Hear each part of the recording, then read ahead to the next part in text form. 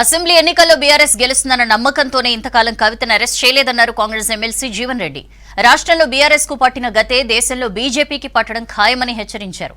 తెలంగాణలో BJP account open కాదన్నారు. పాకిస్తాన్తో యుద్ధం చేసింది, మెడలు వంచింది కాంగ్రెస్ పార్టీ అన్నారు.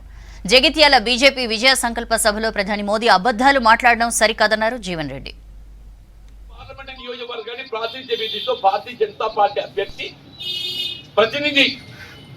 ఇదే ధర్మపురి అరవింద్ గారు ప్రాతినిధ్యం వహించిండు. 5 సంవత్సరాలు గడిచింది.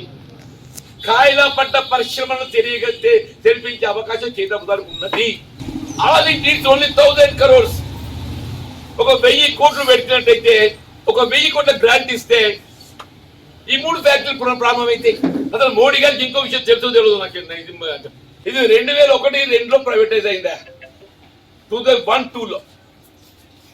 అప్పుడు రాష్ట్రంలో తెలుగుదేశం ప్రభుత్వం ఉండే, మిత్రపక్షం భారతీయ జనతా పార్టీ. 2001-2లో ఎప్పుడైతే ప్రైవేటైజ్ అయిందో ఆనాడు రాష్ట్రంలో తెలుగుదేశం పార్టీ అధికారంలో ఉండే, దానికి భారతీయ జనతా పార్టీ మిత్రపక్షం మెట్టుపల్లికి వెళ్ళేది బీజేపీ శాసనసభ్యుడు ప్రాతినిధ్యం వహిస్తుండే.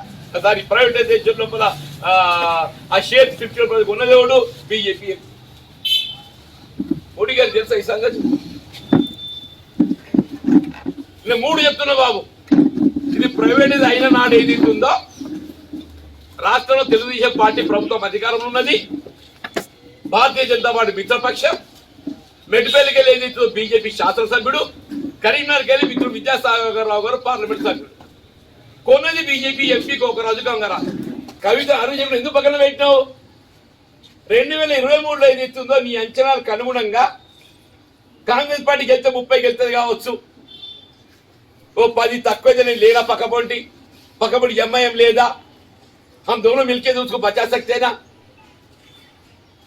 यही अंदाज से जो है నువ్వేదైతుందో మోడీ కవిత గారిని అరేంజ్ చేయడం పక్కన పెట్టేవా. మేము బీఆర్ఎస్ బలం తెరదెల్లమైపోయింది. బీఆర్ఎస్ బలం తెరదెల్లమైపోయింది. ఇది అక్కడ రాని పార్టీ అయిందా?